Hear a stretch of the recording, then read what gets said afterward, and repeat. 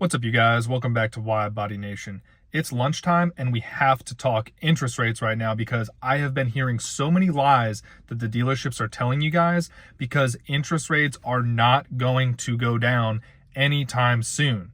Now, at the beginning of this year, call it December 2023, January 2024, everyone was thinking, including the market, was pricing in at least 2, maybe 3, or even 4 rate cuts of the federal funds rate, which is currently at 5.33%. That is the cost of money for banks right now. The Fed has not cut rates, and it is already now June 3rd of 2023 during my lunchtime, and the market is pricing in maybe 1 rate cut now, and that is probably going to be after the election in early November. So you guys have been telling me, hey, the dealership said, hey, just lock in this 8% rate. Hey, just lock in this 12% rate. Hey, just lock in this 15% interest rate. And you can refinance in 3 to 5 months. It's all going to be good. They're going to cut rates soon. It's all good. That is not correct. That will not happen. I'm telling you guys right now, in my unprofessional opinion, rates are not going down anytime soon. And I'm going to tell you why after I tell you what the current new and used car average interest rates are per credit category, all the way from 850 down to your subprime, 400 credit score, whatever it may be. So let's go over that right now. I have NerdWallet up right here. So for super prime, anybody with a 780 credit score or higher, we're going to do all new car interest rates first, and then we're going to do all used car after that. For super prime, a 780 credit score or higher, the average APR on a new car is 5.38%. So 5.4% for your best credit customers, 5.4%. And that lines up right with the Fed funds rate, guys. If the Federal Reserve is their entry level or their base rate is 5.33%, and your top customers that have almost zero chance of defaulting or late payments or anything, they're right at that rate. And that makes total sense. Keep in mind, these people were your people who were getting 0 or 0.9% APR just 2 to 3 years ago. So let's keep going here. Your prime customers, which is your 660 up to 780 credit score, average APR on a new car, 6.89%. Your non-prime, which is a 601 to a 660 credit score, 9.62% for a new car. Your subprime, 501 credit score up to 600, 12.85%, and your deep subprime, 300 credit score to 500 credit score, 15.62%. Now, obviously, we can get into whether or not you should ever do a 15% APR for whatever months, but that's beyond the point right now. Now, let's do used cars. Your average used car interest rate for a super prime, top tier credit customer, 781 credit score or higher, is 6.8%. For prime, 661 credit score up to 780, 9.04%. Non-prime, which is 601 to 660, 13.72%. Subprime, 501 credit score to 600 credit score, 18.97%. And finally, deep subprime, 300 credit score to 500 credit score, 21.57%. Now, again, these are averages. So yes, you guys can see better deals out there, but you can also see worse. I know plenty of 800 plus credit score people that have financed using just normal banking or dealership financing that's not promotional, 7, 8, 9% for your top tier best case scenario customers. They are almost getting up to 10% on new cars too. My buddy who has an 800 plus credit score just bought a lightly used 2020 Audi RS4, and he is paying double-digit APR, right around 10 for that used car, but it's pretty new. And so this is not just a bad credit score phenomenon. This is because your base interest rate, the federal funds rate, is currently over 5%. It is 5.33%. So if you guys are getting anything less than 5.33%, that means someone is losing money. Your bank, the like Chrysler Capital, Toyota Financial, Honda Financial, GM Financial, they are using promotional rates, 1.9 for 72, 2.9 for 72 months, 0% for 36 months. They are using those incentivized rates to take a loss in the finance department so that you can transact on your vehicle. But try to get discounts on your vehicles as well, even if you lock in a low rate, because vehicle values are still going down, and they will be for the near and midterm future. Okay, so let's switch over to a different tab here. The reason why the federal funds rate is at 5.33% is because they had been steadily raising it for the past 2 years. The federal funds rate was very close to 0% only 3 years ago, and that is partially responsible for the massive inflation we saw, which the majority of that was during 2023. At one point, the CPI, the Consumer Price Index inflation, month or year over year, but on a monthly basis, reached 9.1%. So 2022, the same month in 2022 and the same month in 2023, that basket of goods increased by 9.1%, and that's actually a low estimate. Now, the sneaky, insidious, bad part of this is that, yes, inflation is right around 3.5% right now, year over year, but all of that 8 and 9% inflation that we experienced last year, that is baked in now. We didn't experience disinflation or deflation in between. We have not seen disinflation or deflation between that massive inflation and now. We are still experiencing inflation, and it's higher than the Fed and the government and really everybody wants right now. The target for the Fed is usually about 2.2% inflation. But again, last year and the previous year's inflation is baked in, guys. So for a quick example, if this Gatorade in 2020, or let's say 2022, if this Gatorade in 2022 cost $1, in 2023, in that same month, comparing it to 2022, it would cost about $1.09.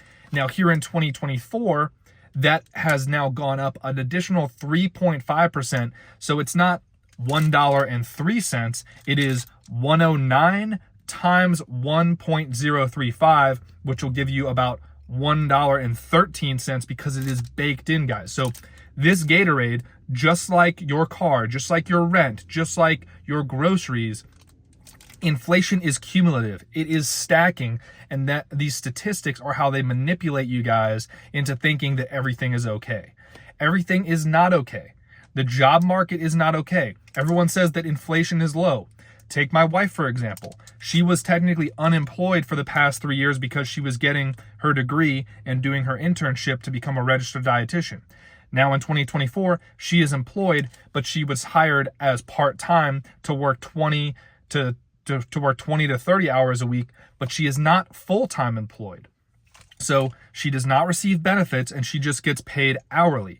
That is great for companies, and that is great for statistics, but it is not great for household stability, right? If she was working 32 hours or more in a full-time role, she would have to get benefits, anything from healthcare, 401k, dental, leave, all that different stuff. But she is employed on a part-time basis. And you are seeing more and more people getting hired part-time here, part-time there, and they are counting that towards the magical everything is fine economy right now because unemployment is low. A part-time job counts towards a job added. A part-time job counts towards people that are employed, but they are not fully employed. So we have the interest rates already being high. We have inflation that is baked in, and we have the only seemingly good thing in the economy right now, which is employment statistics, but they are a false statistic. That is a false sense of security that is really manipulative as well. So all this to say that do not expect, if you're a business owner, a real estate investor, a car buyer, or just a regular American trying to mind your own business, do not expect rates to come down anytime soon. Now, what you can do with this is just do your due diligence by watching these videos, by doing your research, by being willing to travel 200, 300, 500 miles to get the best car deal possible, both with your interest rate and the actual transaction price, your out the door price. Try not to focus on monthly payment as much. Try to get the lowest interest rate, highest trade-in value, and lowest cost for your actual vehicle. Like if we're negotiating on this Charger and I was trading in my Subaru, first of all, I would get pre-approved from my local banks, Navy Fed, Penn Fed, maybe try Chase or Wells Fargo since I went with them before. Get my best pre-approval check. Usually I do 60 months or 72 months. Then I find the dealerships that have the lowest advertised price, 10,000 off, 12,000 off, and go there, tell them you don't want any of that crap that they put on your cars, nitrogen in the tires, overpriced wheel locks, ceramic coatings. Most of these dealerships don't have a boutique detail department. They have dudes in the back that rub a scrub brush on the gravel and then wash your car, which really just means scratch it. So never get your car washed at the dealership. And bargain the price of that Charger or whatever car you're trying to do, bargain it all the way down, then introduce your trade-in. If I'm trading in my Subaru, I would then introduce my Subaru. Hey, what do you guys take for it? I would have already gone on Kelley Blue Book, Auto Trader, Edmunds.com, Carvana, Car Guru, found the highest possible offer, taken it to some of my local dealerships, pick the highest trade-in offer you get, and then negotiate from that upwards so that you have the lowest purchase price minus the highest trade-in value and then that best interest rate possible. You can finance with the dealer, and I have my car off right now, so I'm sweating, but I'm also heated up right now because of this stupid car buying environment that we're in right now with these shady dealers. Let the dealership try to beat your financing. Maybe they have promotional financing through one of their banks or through the captive lender like Chrysler Capital or GM Financial or Toyota Financial. Try to get that promotional rate, 1.9% for 60 months, 2.9% for 72 months. Those refresh monthly.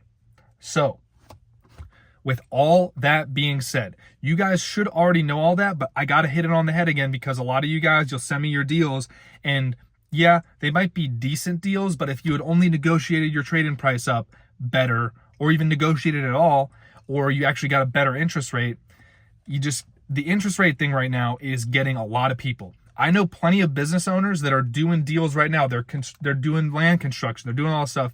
And they're sweating just like I am in this hot car.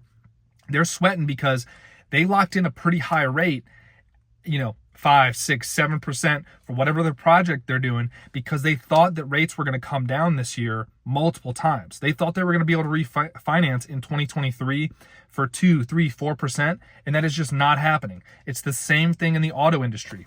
You got your prime borrowers. Your best case scenario borrowers are buying new cars at an average of 5.4% right now, guys. That is your best case scenario, except for promotional interest rates, except for promotional APRs, again, which refresh monthly per manufacturer. I mean, your average, your kind of regular credit score, you're looking at, if you have a 660, a 670, maybe even a 680, you're looking at 8 to 9%, maybe 10% on a new car, and definitely double digits on a used car right now, guys. And yes, you may have to lock that in, but that's why you got to get the best out the door price possible so you're not stuck immediately in a massive negative equity situation. The average American right now is somewhere between $5,000 and $7,000 underwater negative equity in their vehicle. A lot of that is because auto prices were so high, people were paying over sticker or sticker price for any and every car for the past 3 to 4 years. And luckily they've got lower interest rates locked in, but those prices were just too high. So not only should you be focusing on these interest rates, you got to get that purchase price down so that you're not in a catastrophic negative equity situation from the day you buy your car. So I appreciate you guys tuning in for the rant. Leave a like, especially if you stayed till the end of the video. Leave a comment about when you guys think interest rates will start to go down. And, newsflash, yes, when rates are cut, they're going to get cut by 0.25%, maybe a 0.5% best case scenario, and they're going to slow roll those rate cuts. So don't just think that when you hear, oh, rates are getting cut, it's going to probably go from 5.33% down to 5.08%. That's a 0.25% rate cut, which is basically negligible. 5.08 versus 5.33, you'll probably see rates on your end, on the consumer end, on the business end, come down by 0.25 to 0.5% at best. And they're going to bank on you not knowing about the rate cuts as well. So in the interest of time, I'm going to wrap it up there. If you guys like this video, let me know in the comments below. If you're not subscribed, go ahead and subscribe. I am doing a 100,000 subscriber giveaway. I'll talk about that in some future videos, so make sure you're subscribed. This video, as always, is brought to you by Destroyer1320.com. Got our business card right here. If you guys are a shop that is looking to stock the neutral strap protection, the steel plate that we provide with tamper-proof screws and all that, it's an easy add-on for your shops to go ahead and protect Mopars at a very low cost, a great value for you and your customer. And if you guys are a consumer that is somehow still driving around in an unprotected Mopar and just basically a matter of time before your car gets stolen, go ahead and visit Destroyer1320.com. Hemi Muscle, OC Motivator, all the big YouTubers in the Mopar scene have discount codes, so please use a discount code.